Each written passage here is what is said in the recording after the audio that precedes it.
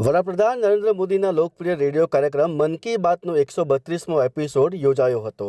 આ કાર્યક્રમ દર મહિનાના અંતિમ રવિવારે સવારે 11 વાગે પ્રસારિત કરવામાં આવે છે। આજરોજ વલસાડ તાલુકાના ગુંદલાવ ગામે સરપંચ નીતિન પટેલના નિવાસસ્થાને આ કાર્યક્રમનું પ્રસારણ કરવામાં આવ્યું હતું, જેમાં ધારાસભ્ય ભરત પટેલ સહિત તાલુકા ભાજપના મોટી સંખ્યાના કાર્યકરો હાજર રહ્યા અને સૌએ મળીને મન કી બાત કાર્યક્રમ નિહાળ્યો હતો। जैसे स्पोर्ट्स भी यहाँ के युवाओं के बीच काफी लोकप्रिय है। मुझे आशा है कि आने वाले समय में जम्मू कश्मीर के खिलाड़ियों की जीत का यह सिलसिला यूं ही जारी रहेगा।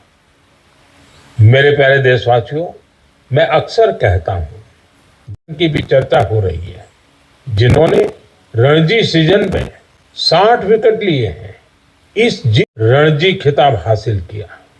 यह अभूतपूर्व सफलता खिलाड़ियों के कई वर्षों के निरंतर प्रयासों का परिणाम है।